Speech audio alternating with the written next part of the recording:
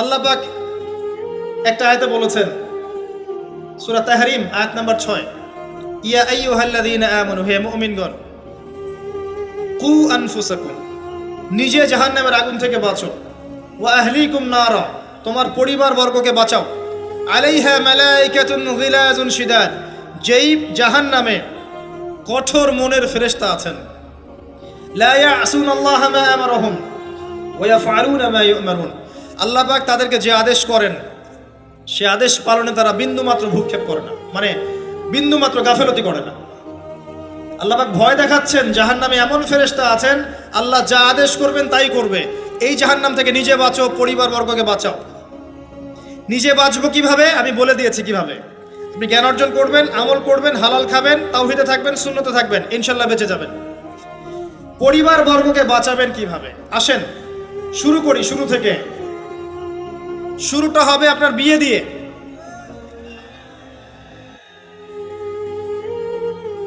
এত এক্সাইটেড হওয়ার কিছু নাই, কারণ এটা এমন একটা বিষয় যেটা করেন নাই বলে এক্সাইটমেন্ট বাড়ছে, করার পরে পস্তাতেও পারেন।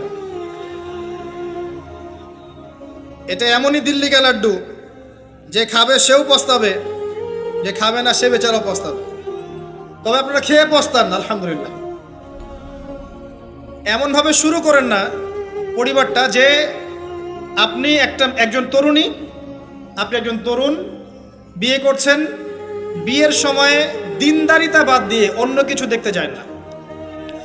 যদিও বা অর্থ সম্পদ, বংশমর্যাদা, সৌন্দর্যের কথা হাদিসে এসেছে, হাদিসটা এমন নয় যে তোমরা 4টা গুণ দেখেই বিয়ে করো, এমন নয়। হাদিসটা এমন নয়, অনুবাদটা অনেকেই ভুল করে, অনেকেই ভুল করে। হাদিসে বলা হয়নি কখনো 4টা গুণ দেখেই বিয়ে করো, এটা নয়, বরং বলা হয়েছে 4টা গুণ দেখে বিয়ে করা হয়। কথা কি বুঝতে পারছেন? কেউ এটা দেখে, কেউ এটা দেখে, তোমরা দিনদারিতা দেখো, না হলে তোমাদের হাত ধুলোয় ধূসরিত হবে। হাদিসটা এমন। এক্ষেত্রে কি আমরা বলবো, প্রথমত বিয়েটাকে সহজ করে দেন।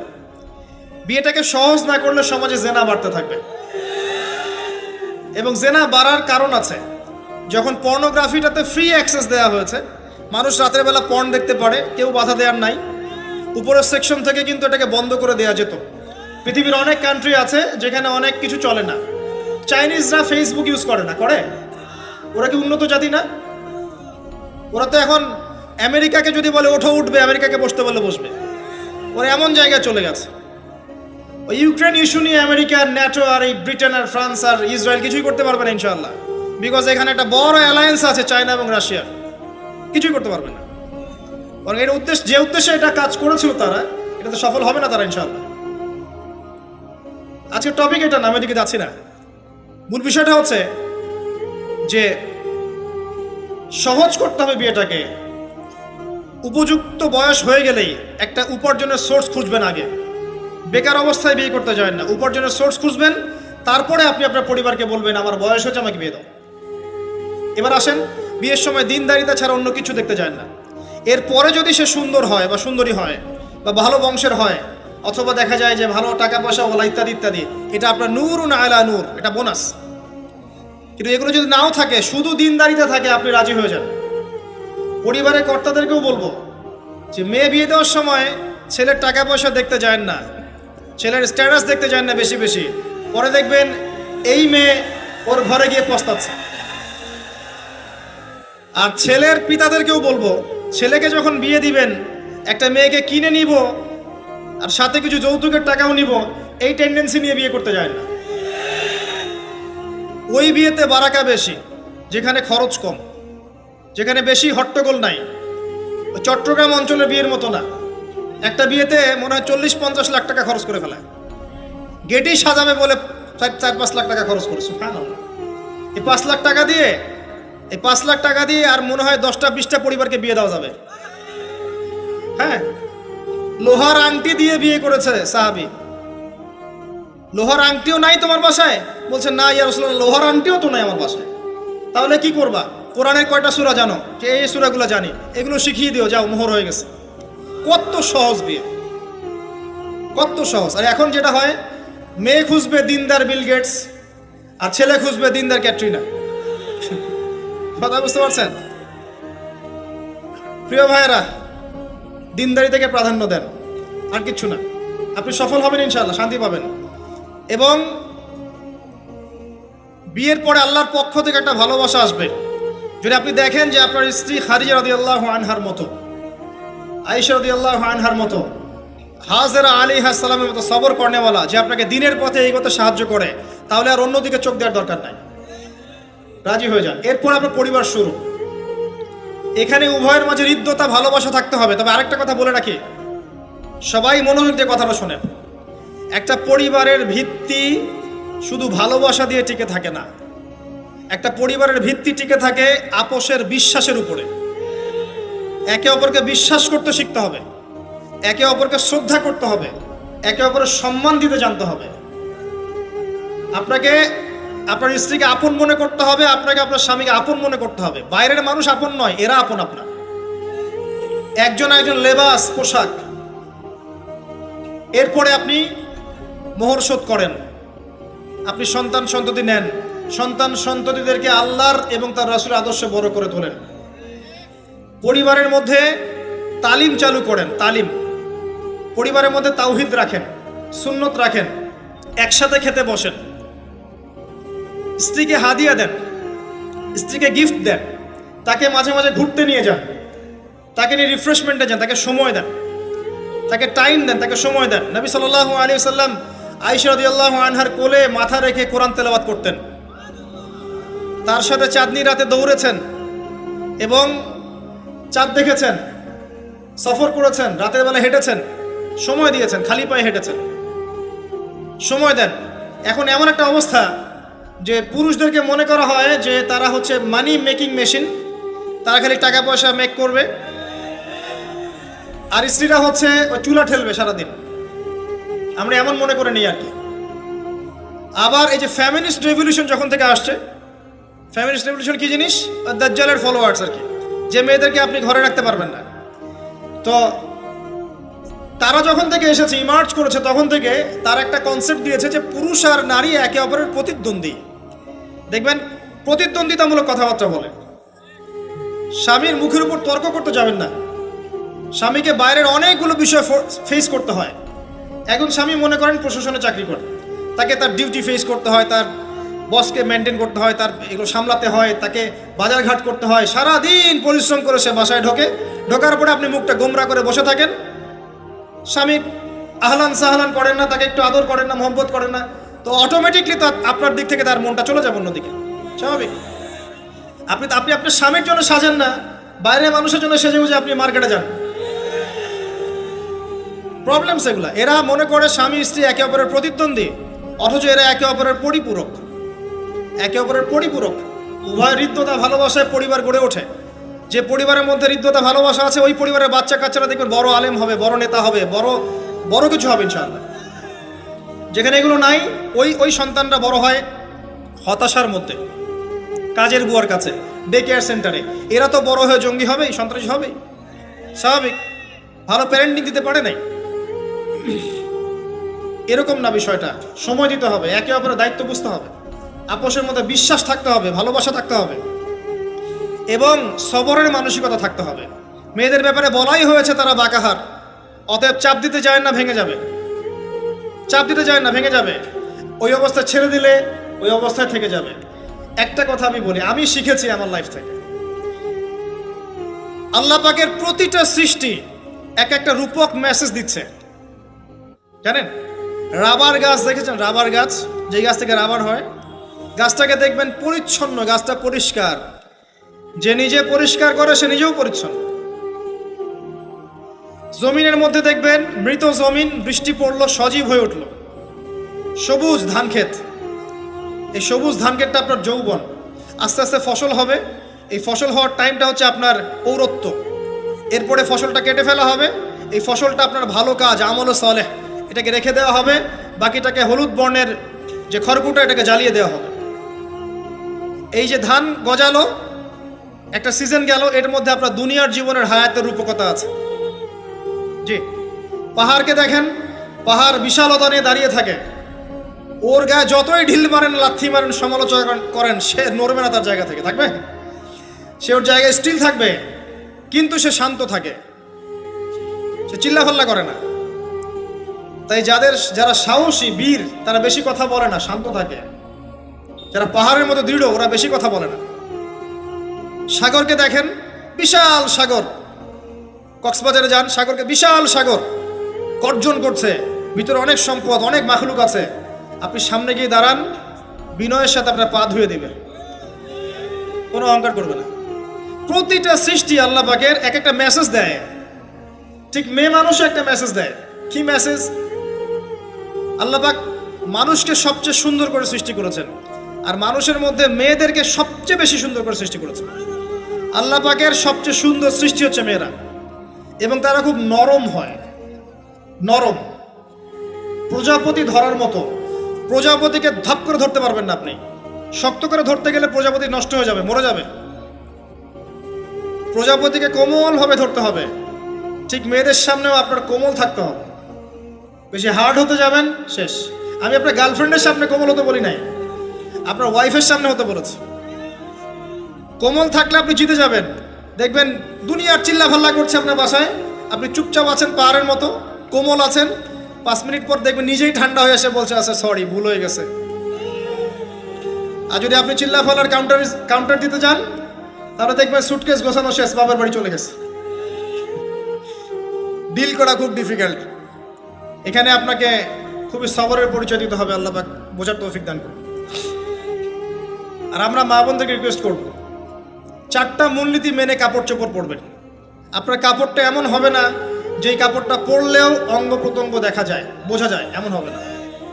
কাপড়টা এমন হবে না এত টাইট ফিটিং যে আপনার অঙ্গের উঁচু নিচু অবয়ব বোঝা যায়, এমন হবে না। কাপড়টা এমন হবে না যেটা অমুসলিমদের পোশাক, আর কাপড়টা এমন হবে না যেটা পুরুষদের পোশাক। এই মূলনীতিগুলো মেনটেন করে কাপড় পরবেন ইনশাআল্লাহ। এছাড়াও মেয়েদের কথায় পর্দা আছে, চলনে পর্দা আছে, ওঠা বসায় পর্দা আছে। নামাজ পড়ার সময় তাদেরকে কিছুটা শালীনভাবে নামাজ পড়তে হয়। তাদের চোখের দৃষ্টির মধ্যে পর্দা আছে। এগুলো কে শিখাবে এখনকার মেয়েদেরকে? সবসময় বিজি দেখবেন, নতুন কোন সিরিয়াল আসছে, নতুন কোন ফ্যাশন আসছে, নতুন কোন পার্লারে কি আসছে, কোন কাটিং আসছে, কোন নায়িকা আসলো। ওই যে বাংলাদেশে কোন এক নায়িকা আসছে, তাই নিয়ে মিডিয়াতে এমন তোলপাড়, মনে কি না কি একটা অবস্থা। আল্লাহর কাছে তোমার কি মূল্য আছে হে? আল্লাহর কাছে তোমাদের কি মূল্য আছে? তোমরা কি 5 ওয়াক্ত নামাজ পড়ো? তোমরা কি পর্দা করো? তোমাদের মধ্যে হায়াবোধ কিছু আছে? তোমরা মানুষকে ভালো কিছু শেখাও, সমাজকে ভালো কিছু দাও, শালীন কিছু দাও। আল্লাহর কাছে তোমাদের কি মূল্য আছে? নবী সাল্লাল্লাহু আলাইহি ওয়াসাল্লাম তো জাহান্নাম দেখে সেই কথাটাই বলেছেন, আমি জাহান্নাম দেখে আসলাম, সেখানে বেশিরভাগ অধিবাসী হচ্ছে মেয়ে, নারী। কি কারণ? তারা এমন কাপড় চোপড় পরে বাইরে ঘুরতো যেই কাপড় পরেও তারা নগ্ন থাকতো। আমি কি ব্যাখ্যা করতে হবে? আপনি দেখতে পারেন না? এবং তারা স্বামীর সাথে কুফরি করত। সারা জীবন স্বামী যদি তাদের ভরণ পোষণ দেয়, ভালোবাসে, মহব্বত করে, তাদের জন্য জীবনটা ক্ষয় করে ফেলে, এক পর্যায়ে গিয়ে বলবে সারাটা জীবন তোমার কাছে কিছুই পাইলাম না। বাস্তব। এগুলোর কারণে মেয়েরা বেশি বেশি জাহান্নামে যাবে। এবং তারা মানুষ মারা গেলে মাতম করে, বুক পিঠ চাপড়ায়, এই কারণে যাবে। এবং তর্ক লাগলে অভিশাপ দেয় বেশি, এই কারণে যাবে। আল্লাহ পাক আমাদের মা বোনদেরকে হেফাজত করুন। তবে একটা হাদিস আছে সুসংবাদের। নবী সাল্লাল্লাহু আলাইহি ওয়াসাল্লাম বলেছেন, একজন নারী যদি 4টা কাজ করতে পারেন, জান্নাতের যে কোনো দরজা দিয়ে ইচ্ছা প্রবেশ করতে পারবেন। 1 নাম্বার 5 ওয়াক্ত নামাজ, 2 নাম্বার রমজান মাসে সওম, 3 নাম্বার আপনার লজ্জাস্থানের হেফাজত অর্থাৎ খাস পর্দা, এবং 4 নাম্বার আপনার স্বামীর আনুগত্য। ফ্যামিনিস্ট আকীদার মেয়ে হলে আনুগত্যকে দাসত্ব মনে করে, স্বামীর আনুগত্যকে তারা দাসত্ব মনে করে। স্বামী কে? স্বামীর সম্মান বোঝেন আপনি? স্বামী কে? যার ব্যাপারে নবী সাল্লাল্লাহু আলাইহি ওয়াসাল্লাম বলেছেন, আমি যদি আল্লাহ ছাড়া অন্য কাউকে সেজদা করতে বলতাম, তাহলে মেয়েদেরকে বলতাম তারা যেন স্বামীদেরকে সেজদা করে। আপনাকে আমি কিভাবে বুঝাবো স্বামী কে, স্বামীর মর্যাদা কোথায়? এগুলো কি ইসলাম মেয়েদেরকে ডমিনেট করছে এগুলো দিয়ে? কেন? এই স্বামী আপনার জন্য সারাটা জীবন ক্ষয় করে ফেলে। একটা চোর পর্যন্ত, একটা চোর, একটা করাপ্টেড মানুষ, দুর্নীতিগ্রস্ত মানুষ, সে চুরি করে, দুর্নীতি করে এনে বাচ্চাকে খাওয়ায়। একটা ধর্ষক পর্যন্ত ওর মেয়েকে আদর করে। পুরুষ মানুষ কি জিনিস কেমন করে বুঝবেন? সারাটা জীবন ক্ষয় করে ফেলায়। যদি আপনি তার আনুগত্য করেন, তার সামনে সুন্দর মতো থাকেন, তার কথার সাথে তর্ক না করেন, ভালোবাসা দিয়ে থাকেন, আপনার জন্য সে জীবন দিতে প্রস্তুত থাকবে। এরকম পুরুষ মানুষ। আপনাদেরকে কেউ চোখ তুলে তাকালে চোখ তুলে ফেলাবে, এরকম পুরুষ মানুষ। আর এখন তো পরিস্থিতি ডিফারেন্ট। বাসায় পুরুষ বাইরের ছেলের সাথে ফোনে প্রেম হয়ে গেছে, পালায় চলে গেছে, বিয়ে করে ফেলছে। দেখবেন বাসায় স্ত্রী আছে, বাইরের মেয়ের সাথে প্রেম করে বিয়ে করা শেষ। বিয়ে করলে সমস্যা নাই, ব্যভিচার করে ফেলছে। বিয়ে সে করতেই পারে, সে যদি সমতা রক্ষা করতে পারে, সেটা তার ডিফারেন্ট ইস্যু, এটা অন্য ইস্যু। তো স্বামীর আনুগত্য আপনাকে কিভাবে বুঝাবো? এটা দাসত্ব নয়। নবী সাল্লাল্লাহু আলাইহি ওয়াসাল্লাম বলেছেন, কোনো স্বামী যদি কোনো স্ত্রীকে চায়, তার প্রয়োজনের জন্য চায়, মহব্বতের জন্য, স্ত্রী যদি চুলায় রান্না করতে থাকে, ওই রান্না ফেলে দিয়ে তাকে আসতে হবে। হাদিস। রাতের বেলা স্বামী স্ত্রী শুয়েছে, স্বামীর চাহিদা আছে, স্ত্রীর কোনো সমস্যা নাই, স্ত্রী ফিট, ইচ্ছা করেই অহেতুক স্বামীকে বলল আমি রাজি না, উল্টা পাশে মুখ করে ঘুমিয়ে গেল। আল্লাহর নবী বলছেন, সারা রাত আল্লাহর পক্ষ থেকে একজন ফেরেশতা আসবে, এসে এই নারীকে অভিশাপ দিতে থাকবে। এখন এগুলো হাদিস শুনলে বলবে যে ইসলাম তো মেয়েদেরকে ছোট করছে। একজন মেয়ে তার, একজন স্বামীর কথা বলছে, স্বামী তার মেয়ে, তার স্ত্রী, তার মা, তার বোন, সবাইকে তার মিরাসের হক দিতে হয়। একজন মেয়ে তার বাবার সম্পত্তি পায়, কোনো কোনো ক্ষেত্রে তার ভাইয়ের সম্পত্তি পায়, তার স্বামীটা তো পাই, তার ছেলেরটাও পায়। নানি হলেও সম্পত্তির হক আছে। একটা মেয়েকে চতুর্দিক থেকে সিকিউর করা হয়েছে ইসলামে। তারপরেও কিছু ফ্যামিনিস্টের কারণে এরা বলবে যে মেয়েদেরকে ইসলাম ছোট করছে। হ্যাঁ, মেয়েদেরকে ইসলাম কেন ছোট করছে? কারণ পর্দা করে যে বাইরে বেরোতে বলেছে, ঢ্যাং ঢ্যাং করে নগ্ন হয়ে বেরোতে নিষেধ করছে, এই কারণে। যদি বলে যে হ্যাঁ ইসলাম আপনাদেরকে ফ্রি মিক্সিং এর স্বাধীনতা দিচ্ছে, আপনারা সবাই ফ্রি মিক্সিং করেন, গেঞ্জি পরেন, টি শার্ট পরেন, স্যান্ডো গেঞ্জি পরে বাইরে ঘুরে বেড়ান, টাইট ফিটিং প্যান্ট পরে বাইরে ঘুরে বেড়ান, সব জায়গায় আপনারা ফ্রি মিক্সিং করেন, পর্ন দেখেন, জেনা করেন, মদ খান, ইসলাম খুব ভালো। তখন তোমাদের জন্য তো ইসলাম নয়, তোমরা জাহান্নামে যাও, আল্লাহর কি আসে যায়? ইসলাম তোমাদের জন্য নয়, তোমরা জাহান্নামে গিয়ে মরো, ইসলামের কিচ্ছু যায় আসে না। আল্লাহর ওয়াস্তে পারিবারিক আদর্শের দিকে ফোকাস করেন প্রিয় ভাই। নিজে জাহান্নামের আগুন থেকে বাঁচেন, পরিবার বর্গকে বাঁচান, পরিবার আরেকটা পার্ট হচ্ছে আপনার পিতামাতার সাথে খারাপ আচরণ করতে যায় না আল্লাহর ওয়াস্তে। সেই ব্যক্তির জন্য ধ্বংস, যার পিতামাতা বেঁচে আছে, তাদের হক আদায় করে সে জান্নাতে যেতে পারলো না, তার জন্য ধ্বংস।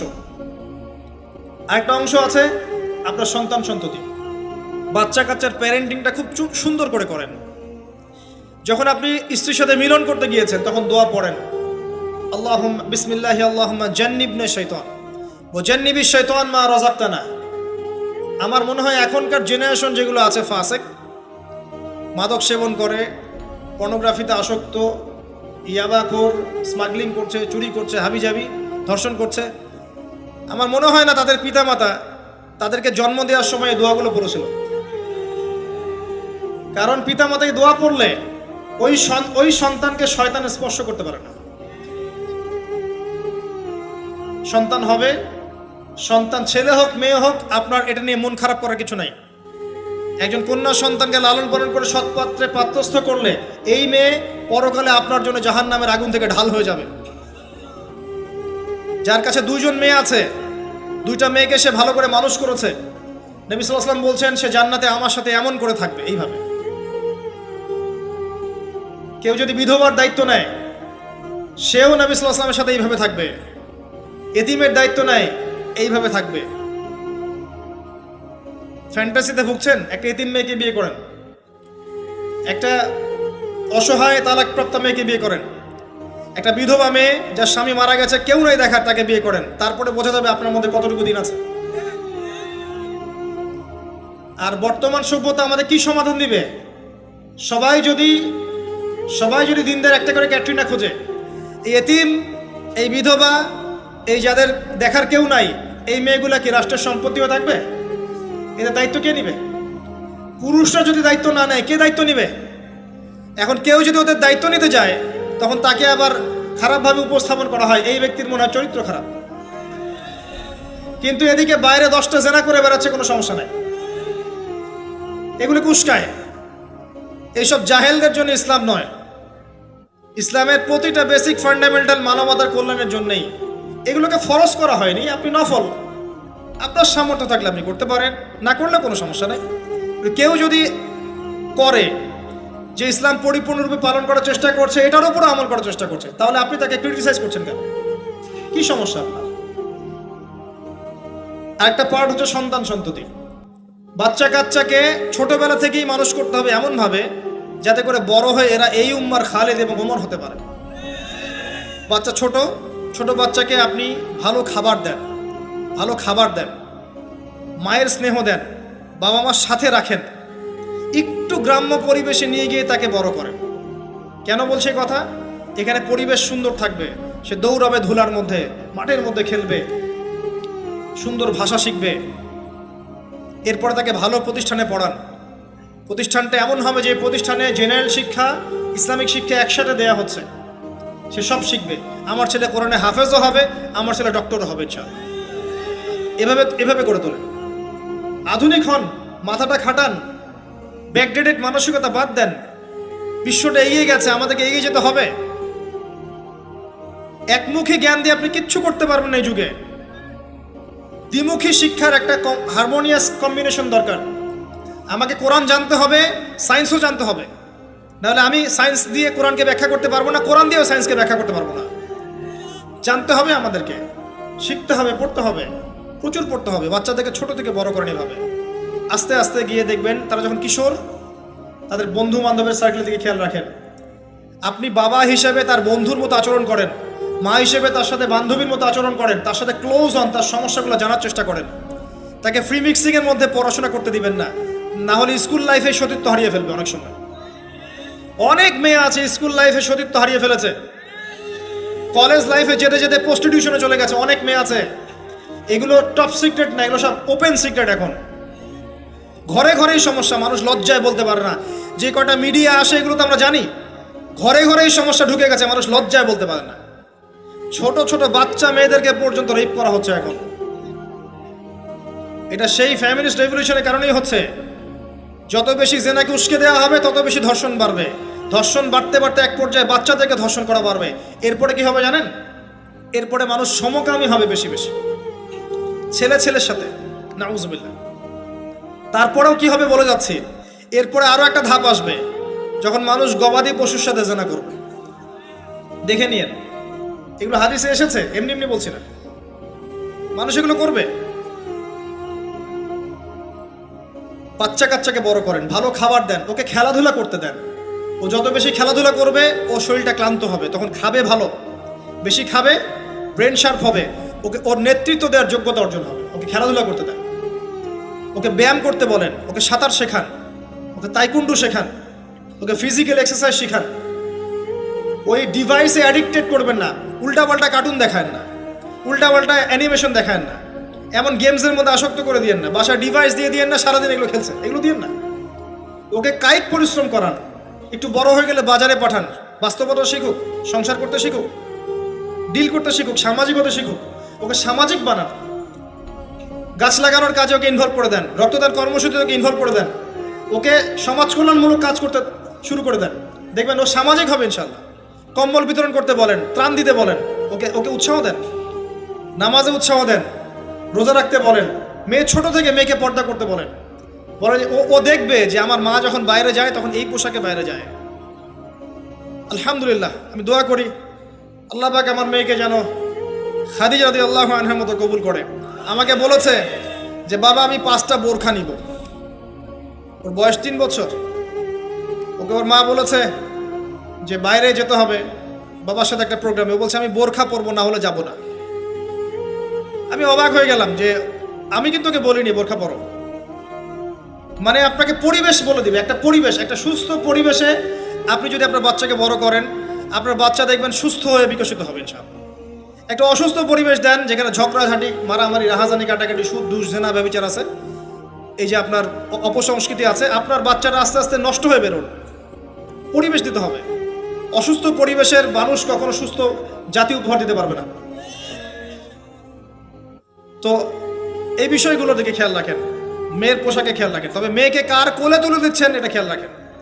এই যুগটা খুব কঠিন যুগ, কাছের মানুষদেরকে দ্বারা মেয়েরা ধর্ষিত হচ্ছে, খুব খেয়াল রাখেন। বাসায় কাজিনের এত থ্রু অ্যালাউ করেন না, কাজিন সম্পর্ক থ্রু করেন না, অ্যালাউ করেন না। আপনার মেয়েকে মেয়েদের ব্যাচ একটা পুরুষ টিচার পড়াচ্ছে, ওই ব্যাচে আপনি মেয়েকে পড়তে দিয়েন না। একটা কোচিংয়ের ভাইয়া বাসায় এসে আপনার মেয়েকে প্রাইভেট পড়াবে গোপন কক্ষে, এগুলো করতে দিয়েন না। পরে আপনার মেয়ের ইজ্জত চলে গেলে আপনি হামাও করবেন, তখন আপনি অ্যাক্সেস করে দিচ্ছেন, জেনার সুযোগ দিচ্ছেন। শয়তান উস্কে দিবে, শয়তান তো চাচ্ছেই জেনা করাতে। মেয়েদেরকে মেয়েদের পরিবেশে পড়ান, ছেলেদেরকে ছেলেদের পরিবেশে পড়ান। ওরা বড় হোক, ম্যাচিউর্ড হোক, যখনই বিয়ের বয়স হয়ে যাবে দ্রুত বিয়ে দিয়ে দেন। বিয়ের পরে না পড়াশোনা করুক। বিয়ের পর পড়াশোনা করে অনেকে বড় আলেম হয়েছে, অনেকে বড় জাতির নেতাও হয়েছে। আমাদের জাতির পিতার ইতিহাস দেখেন, কত বছর বয়সে তিনি বিয়ে করেছিলেন, ইতিহাস দেখেন। একজন প্রেমময়ী নারী যদি পাশে থাকে, একজন ব্যক্তি বিশ্ব জয় করতে পারে। এই যে প্রমাণ দেখিয়ে দিয়েছে, করেন নাই? এরকম আগেকার মানুষদেরকে দেখবেন, ম্যাচিউর্ড হয়ে গিয়েছেন, বিয়ে করেছেন, এরপরে স্ত্রী পাশে ছিল, বিশ্বকে ডিল করেছে, নেতৃত্ব দিয়েছে। এই বিষয়গুলোতে খেয়াল রাখেন। পরিবারে হারাম ঢুকতে দিয়েন না, পরিবারটাকে ইসলামিক মূল্যবোধে গড়ে তোলেন। কু আনফুসাকুম ওয়া আহলিকুম নারা, এই হাদিসের উপর আমল করেন। আল্লাহ পাক তৌফিক দান করুন, আমিন।